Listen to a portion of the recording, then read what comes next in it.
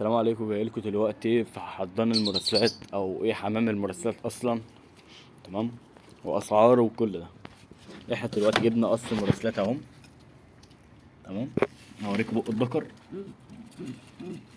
معلش بس عشان انا لوحدي مش عارف امسكه كويس. ماشي،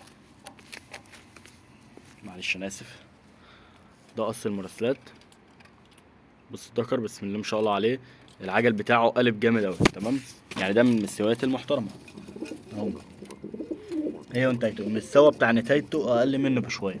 دول تحتيهم بيضه. تمام. خدنا البيضه وكل حاجه. معلومه بس برضو سريعه، المراسلات ما بتاكلش زغاليل. نادرا قوي لما بتاكل زغاليل، ومش اي تقليب بياكل. تمام. يعني التقليب ده ان هي اللي تاكل الذكر لا، فهيكون صعب والزغاليل منك هتموت وهتعيا والكلام ده كله. تمام. طب نعمل ايه طيب عشان الزغاليل دي ما تموتش والبيض يطلع عندنا؟ هتجيب حاجه اسمها قص حضان. يعني ايه قص حضان؟ في حاجه معلومه بس في قص حضان، عشان ما تشتروش اي حمام وخلاص.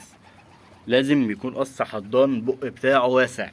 البق بتاعه تفتح بقه تلاقي بقه كبير شويه عن بقيه الحمام. ده ياكل زغاليل مراسله. عشان زغاليل المراسله يا جدعان، انت طالما مش عارف تفرخ مراسله، انا اللي بقول لك ما تشتريهاش. يعني بصوا، الحضان ده فيه مشكله من سبب الذكر اللي جناحه مكسور اللي هو اللي هناك ده، فبيخلي البيض بتاعه ما يخصبش. يعني البيضتين دول مش مخصبين اوي. يعني حتى بص الفرق، دي البيضه بتاعت الذكر وده بيضه المراسلات. شايفين الفرق؟ الفرق يا جدعان كبير والله. تمام. احنا دلوقتي هنحطهم بس دلوقتي كده. فهمنا نجيب حمام ازاي. بتاع المراسلات لازم يكون البق بتاعهم واسع. مش اي حمام وتقول لك ده كيزلي وبقه واسع والكلام ده مش شرط. افتح حتى لو بلدي، افتح البق بتاعه هتشوف البق بتاعه كبير ولا صغير. تمام.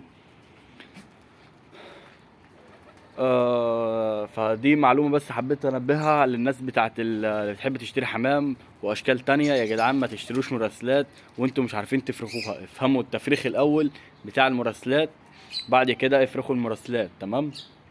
المراسلات بصراحة من الحمام المصري اللي انا بعتز بيه، ومن احسن الحمام بصراحة. يعني بصراحة من احسن الحمام اللي صحته كويسة جدا.